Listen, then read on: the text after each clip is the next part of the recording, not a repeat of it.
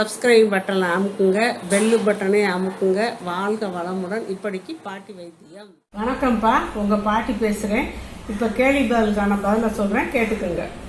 அருள்மொழி கேட்டிருக்காங்க, 5 மாதத்துக்கு மேலே எப்போவுமே இடுப்பு ஜாயிண்டில் வலி இருந்துக்கிட்டே இருக்குது. இப்போ 7 மாதம் ஆகுது, இது நார்மலான்னு கேட்டிருக்காங்க. ஆமாப்பா, அப்படியே கொஞ்சம் கொஞ்சமாக வலி இருக்கும். வலி ஏன் இருக்குன்னா, அந்த இடுப்பு அந்த எலும்பு விலையை கொடுக்கும். குழந்தை பிறக்கிற போது உங்களுக்கு டெலிவரி ஆகிறதுக்காண்டி அப்போ இருந்தே கொஞ்சம் கொஞ்சமாக விலையை கொடுக்குறதே உங்களுக்கு வலிக்கும். இது எல்லாத்துக்கும் உண்டானது தான், இது நார்மல் தான்.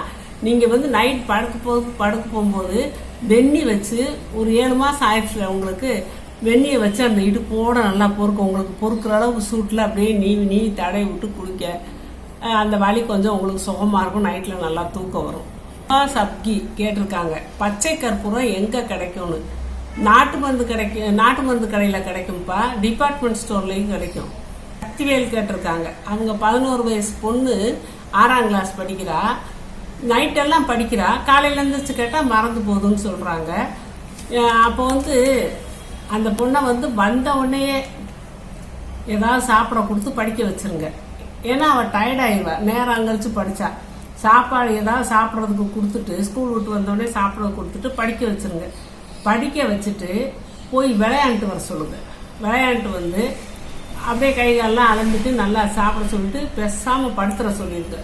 கொஞ்சம் நேரம் கழிச்சு சீக்கிரமாகவே நைட்டில் படிக்க வேணாம். ஏன்னா நைட்டில் அவங்களுக்கு மூளை டயர்டாயிடுச்சு ஆனதுனால என்ன தான் அவங்க படித்தாலும் அவங்க மூளையில் அது சேர மாட்டேங்குது. அவங்க படித்தது சேர மாட்டேங்குது. அதனால் நல்லா தூங்க வச்சுட்டு ஒரு 9 மணிக்கெல்லாம் படுக்க வச்சுருங்க. காலையில் 5 மணிக்கு எழுப்பி நல்லா ஃப்ரீ ஏரில் உட்காந்து படிக்க வைங்க. காத்தோட்டமான இடத்துல படிக்க வச்சிங்கன்னா அந்த ஆக்சிஜன் மூளையில் நல்லா இருக்கும்போது அவங்களுக்கு படிக்கிறதெல்லாம் மைண்டில் நிற்கும். நல்லா சொல்லிடுவாங்க. 2வது, இந்த வல்லாரக்கீரையை சூப் வச்சு குடிக்கலாம், துவையல் அரிசி பிள்ளைகளுக்கு கொடுக்கலாம். இப்படிலாம் செஞ்சீங்கன்னா கொஞ்சம் மூளை பலப்படும், படித்ததெல்லாம் மனசில் நிற்கும்ப்பா. ராஜதுரை கேட்டிருக்காங்க, பச்சை கற்பூர டப்பாவை மூடி வைக்கணுமா திறந்து வைக்கணுமான்னு. திறந்து தான் வைக்கணும். திறந்து வச்சா தான் அந்த பச்சை கற்பூரத்தோட வாசம் ஆவியில் வரும், அப்படியே கலந்து காற்றுல கலக்கும். அப்போ தெய்வீக தன்மை நம்ம வீட்டில் நிலைக்கும். அதனால் நீங்கள் திறந்தே வச்சுருங்க. இப்ராஹிம் கேட்டிருக்காரு, நல்லா இருக்கீங்களாம்மான்னு. நல்லா இருக்கேப்பா. கருணாநிதி கேட்டிருக்காருப்பா, அவங்க பொண்ணுக்கு 26 வயசு ஆகுதான். யூரின் போகிற இடத்துல அரிப்பு எரிச்சல் இருக்கான். அவங்களுக்கு குழந்தை ஆப்ரேஷன் பண்ணி ட்வின்ஸு ரெட்டை குழந்தை பிறந்ததுக்கு 6 வருஷம் ஆகுதான் பிறந்து அப்படின்னு விவரம் சொல்லியிருக்காரு. யூரின் போகிற இடத்துல அரிப்பு எரிச்சல் இருந்தால் ஒன்று நீர் தொற்று இருக்கணும், அதுக்கு நல்லா தண்ணி தான் குடிக்கணும். அப்படி இல்லைன்னா 26 வயசுக்கெல்லாம் சுகர் வர்றதுக்கு ஒரு இதெல்லாம் 26 வயசுலாம் வராதுப்பா. உங்களுக்கு நீர் தொற்று தான் இருக்கும். இந்த நான் யூடியூப்பில் பானைக்கரமெல்லாம் போட்டிருக்கேன், அந்த நீர் சுருக்குக்கு இதுக்கெல்லாம். அதை அடிக்கடி செஞ்சு தண்ணி நல்லா குடிங்க.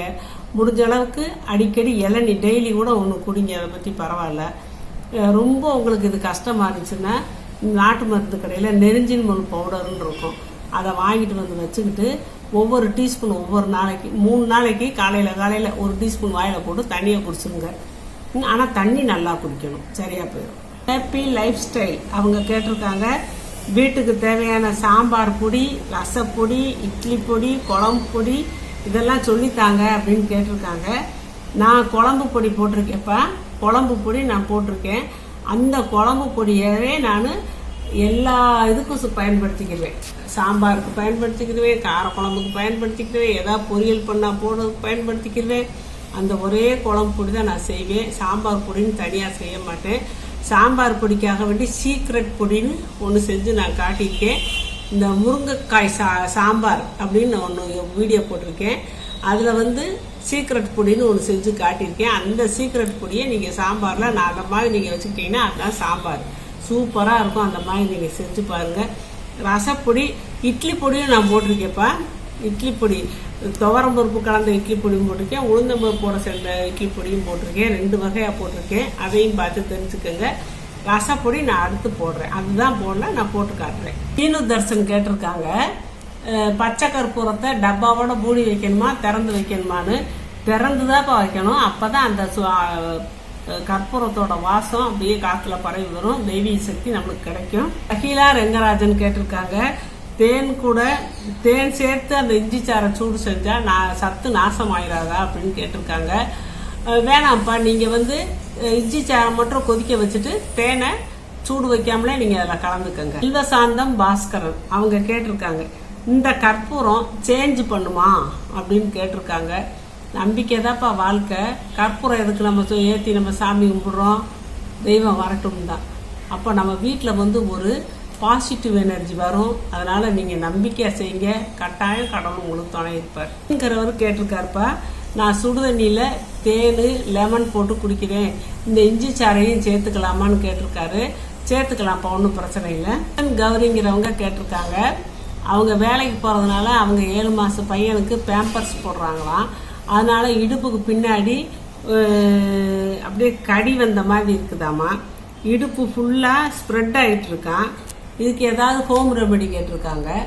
ஹோம் ரெமெடினா அந்த குப்பைமேனி இலை இருக்குல்லப்பா, அதை பறிச்சுட்டு வந்து நல்லா கசக்கியோ இல்லை மிக்சியில் போட்டு அரைச்சோ சாறு எடுத்துக்கணும். அந்த சாறு எவ்வளோ இருக்கோ அவ்வளோ தேங்காய் எண்ணெய் ஊற்றி கலக்கி அடுப்பில் வச்சு அந்த தண்ணி சத்தெல்லாம் வத்தவும் தைலமாக எடுத்து வச்சுட்டு அந்த குழந்த உடம்புல அப்பப்போ அப்ளை பண்ணிக்கிட்டே இருக்கணும். அது ஆறு அப்ளை பண்ணிக்கிட்டே இருக்கணும். குழந்தைக்கு வந்து கடலை மாவோ இல்லை குளியல் பொடியோ போட்டு தேய்ச்சி குளிக்க வைங்க. நாளடைவில் சரியாயிரும்ப்பா. நீங்கள் பேம்பர்ஸ் உபயோகம் பண்ணாதீங்கப்பா. நீங்கள் 7 மாதமா நீங்கள் பண்ணாமல் இருக்கிறது நல்லது. அப்பப்போ ஜட்டியை கூட நீங்கள் மாற்றிக்கலாம். பேம்பர்ஸ் மாற்றுறது எனக்கு என்னமோ மனசு ஒப்புதே இல்லை. நைட்டில் கூட விட்டுருங்க, போடாதீங்க. பகலில் போட்டே ஆகணும்னா நீங்கள் அடுத்தடுத்து ஜட்டியில் மாற்றிக்கிற வேண்டியதுதான். விஜயகுமார் கேட்டிருக்காரு, நைட்டு தூங்கும் போது குப்பரப்படுத்தா தொப்பை சரியாயிருமான்னு கேட்குறாங்க. வேணாம்ப்பா, நீங்கள் குப்பரை படுக்கும்போது தூக்கத்தில் உங்கள் நெஞ்சும் அமுங்கும், நெஞ்சு பாகமும் அமுங்கும். அப்போ ஹார்ட்டை வந்து அமுக்கிட்டே இருக்கும். அப்போ வந்து ரத்தம் வந்து நல்லா பம்ப் ஆகுறதெல்லாம் சிரமமாகும். அதனால் வேறு பிரச்சனைலாம் வரும். நீங்கள் வந்து யோகாவுக்கு போங்க. யோகாவில் உங்களுக்கு நல்லா சொல்லி தருவாங்க. 1 மாதம் பழகிட்டு அதவே நீங்கள் ஃபாலோ பண்ணிட்டு வந்தீங்கன்னா தொப்பை குறையும். தொப்பை குறையிற கஷாயம் அது இதுன்னு சாப்பிட்டுக்கிட்டு நீங்கள் சரி பண்ணிக்கலாம். கௌதமன் கேட்டிருக்காரு, கடுக்காய் பொடி சாப்பிட்டா டீத்துக்கு ப்ராப்ளம் வரும் அப்படின்னு சொல்கிறாங்களே, இது உண்மையான்னு கேட்டிருக்காங்க. அதெல்லாம் இல்லைப்பா, கடுக்காய் பொடியெல்லாம் பல்லே தேய்க்கலாம், தேய்ச்சா பல்லு ஸ்ட்ராங்காக இருக்கும், நீங்கள் சாப்பிட்லாம்ப்பா. தமிழன் பிரியா கேட்டிருக்காங்க, பச்சை கற்பூரம் டப்பாவை திறந்தே வைக்கணுமான்னு. ஆமாப்பா, திறந்தே தான் வைக்கணும். அப்போ தான் அது ஆவியாகி வீடெல்லாம் ஸ்ப்ரெட் ஆகும், நல்லது நம்மளுக்கு. வீட்டை ராய்க்கிறவங்க கேட்டிருக்காங்க, உதிரப்போக்கு வந்து மாதம் ஒரு 7 நாளும் ரொம்ப அதிகமாக போகுது, நான் என்ன செய்யுதுன்னு கேட்டிருக்காங்க. அப்படி 7 நாளும் அதிகமாக போனால் கஷ்டமாக தேப்பா இருக்கும். நீங்கள் வந்து அந்த டயத்தில் இந்த உடச்சகல்ல பொட்டுக்கல்லைன்னு சொல்கிறாங்கல்ல, அதை பவுடர் பண்ணி வச்சுட்டு பாலில் அதை போட்டு குழக்கலான்னு இருக்கும். ஒரு ஸ்பூனு 1.5 ஸ்பூனை போட்டு நல்லா கலந்து குடிங்க. இந்த வாழைப்பூவை இந்த சிவப்பு பட்டையெல்லாம் எடுத்துகிட்டு வெள்ளைப்பட்டையோடு இருக்கிறது அப்படியே ஃபுல்லாக நறுக்கி மிக்சியில் போட்டு வடித்து சாறு குடிங்க காலையில். அப்புறம் இந்த மாதுளம்பழம் இருக்கு இல்லையா, அதை வாங்கி கழுவிட்டு 2ஆக நறுக்கி ஒரு பாகத்தை மட்டும் பொடியாக வெட்டி மிக்சியில் போட்டு அரைச்சி அப்படியே குடிச்சிடணும் தோலோட. இல்லாட்டி வடிகட்டி கூட குடிக்கலாம். வடிகட்டி நல்லா புழிஞ்சிட்டு கூட குடிக்கலாம். பாக்கி பாதி பழத்தை ஃப்ரிட்ஜில் வச்சுருந்து நைட்டு குடிங்க. இப்படி 3 நாள் குடிச்சிங்கன்னு வச்சுக்கோங்க, எல்லாத்தையுமே உங்களுக்கு அது கண்ட்ரோலுக்கு வந்துடும்ப்பா. சத்யநாராயணன் கேட்டிருக்காரு, வேர்க்கல்ல பச்சையாக சாப்பிட்டா பித்தம்னு சொல்கிறாங்களே, இது உண்மையா அப்படின்னு கேட்டிருக்காங்க. உண்மையானா உண்மையும் இருக்குது. ஏன்னா அது ரொம்ப சாப்பிடக்கூடாது. ஒரு நாளைக்கு ஒரு 50 கிராம் பச்சை வேர்க்கல்ல சாப்பிட்லாம். நீங்கள் வந்து அப்படி சாப்பிட்டு உங்களுக்கு பித்தம் வரும் அப்படின்னு உங்களுக்கு மனசு உங்களுக்கு கஷ்டமாச்சு கூட குறைய சாப்பிட்டீங்கன்னா அதுக்கு வந்து மாற்று ஒரு கருப்பட்டி பனங்கருப்பட்டி வெள்ளத்தை இவ்வளவு எடுத்து அந்த கடலையை சாப்பிட்ட பிறகு நல்லா சப்பி சாப்பிட்ருங்க. உங்களுக்கு பித்தம் ஒன்றும் வேலை செய்யாது. கீழே கேட்டிருக்காங்க, பச்சை கற்பூர டப்பாவை மூடி வைக்கணுமா திறந்து வைக்கணுமான்னு. திறந்தாப்பா வைக்கணும். சுபா அவங்க சொல்லியிருக்காங்க, அவங்க பாப்பா குப்பரை விழுந்துருச்சா, அவங்களுக்கு சந்தோஷமா. நைட்டு மட்டும் நீங்கள் குழந்தைக்கு பால் கொடுக்க சொல்கிறீங்க, நைட்டு தூங்கிடுறாளே குடிக்க மாட்டுறாளேன்னு கேட்குறாங்க. நைட்டுன்னா நைட்டு தூங்கும் போது இல்லைப்பா, நீங்கள் 6 மணிலேருந்து ஸ்டார்ட் பண்ணிடலாம். 6 மணிலேருந்து கூட நீங்கள் ஸ்டார்ட் பண்ணிக்கிட்டு ஒரு 10 மணி வரைக்கும் 2-3 வாட்டி கொடுக்கலாம்.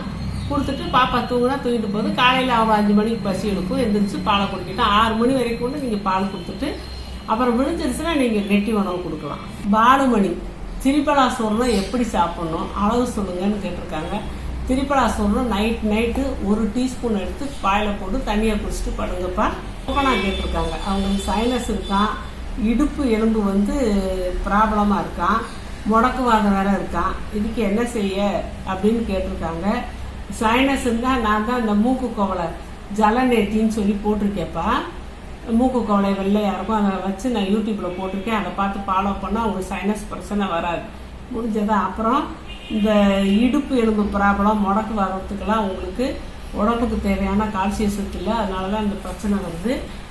நீங்கள் வந்து அடிக்கடி முருங்கைக்கீரையெல்லாம் எடுத்துக்கோங்க, வாரத்துக்கு 3 நாள் எடுத்துக்கோங்க. அப்புறம் இந்த முடக்கத்தான் கீரை அதை சூப் வச்சு சாப்பிடுங்க, தோசையில் கலந்து சாப்பிடுங்க. அப்புறம் அந்த மூட்டு வாதத்துக்கு இந்த இயற்கை இலை அதை தண்ணியில் கொதிக்க வச்சு, அதுவும் நான் யூடியூப்பில் போட்டிருக்கேன். அதை கொதிக்க வச்சு அந்த டவலை வச்சு அந்த தவளை முக்கி அந்த சூடு பொறுக்கிற அளவுக்கு அந்த காலு கையில் ஒத்தனம் கொடுங்கன்னு சொல்லியிருக்கேன். அதெல்லாம் செஞ்சீங்கன்னா சரியாக போயிடும். கொஞ்சம் பொறுமையாக நீங்கள் யோசிச்சு உங்கள் வழியை நீங்கள் தான் தீர்த்துக்கணும், யோசிச்சு செய்யுங்க. ஜோதிலட்சுமி கேட்டிருக்காங்க, என் கணவருக்கு நெஞ்சு சளி இருமல் ரொம்ப நாளாக இருக்குது, நீங்கள் சொன்ன டிப்ஸை நான் ஃபாலோ பண்ணலாமான்னு கேட்டிருக்கேன். கண்டிப்பாக நீங்கள் ஃபாலோ பண்ணுங்கப்பா. உங்களுக்கு வந்து நல்ல ரிசல்ட் கிடைக்கும், நீங்கள் திருப்தி அடைஞ்சுக்குவீங்க. கீதா செல்வகுமார் கேட்டிருக்காங்க, எல்லாரும் கருப்புளுந்து கஞ்சிக்கு புழுங்கல் அரிசி யூஸ் பண்ணுறாங்க, நீங்கள் மட்டும் பச்சரிசி யூஸ் பண்ணுறீங்களே ஏன்னு கேட்டாங்க. பச்சரிசினா ஒரு வலுவழுப்பு தன்மை இருக்கும், குடிக்கிறதுக்கு ஈஸியாக குடிக்கலாம், அதனால தான் போட்டேன். புழுங்கல் அரிசியும் போடலாம், ஒன்றும் தப்பு கிடையாது. அதோட நீங்கள் சிவப்பரிசி இருக்குது பார்த்தீங்களாப்பா, அதை போட்டுக்கலாம், ரொம்ப நல்லது உடம்புக்கு. இப்போ நிறைய பேர்ப்பா நான் அவங்க கொஸ்டினுக்கு ஆன்சர் சொல்கிறதுலன்னு கேட்குறாங்க. சொல்லிக்கிட்டு தான் இருக்கேன். நான் அதுக்குன்னு சொல்லி பார்வையாளர்கள் கேள்வி பதில் நான் போட்டிருக்கேன், அதை பார்த்துக்கோங்கப்பா. அதை பார்த்தீங்கன்னா உங்களுக்கு தெரியும். நான் வரிசையாக கேள்வி பதில் போட்டுக்கிட்டே இருக்கேன். அதில் போட்டு பார்த்தீங்கன்னா நீங்கள் கேட்ட கேள்விக்கெல்லாம் நான் பதில் சொல்லிடுறேன்ப்பா. அதை கட்டாயம் நீங்கள் பார்த்து தெரிஞ்சுக்கோங்க. சப்ஸ்கிரைப் பட்டனை அமுக்குங்க, பெல்லு பட்டனை அமுக்குங்க. வாழ்க வளமுடன். இப்படிக்கு பாட்டி வைத்தியம்.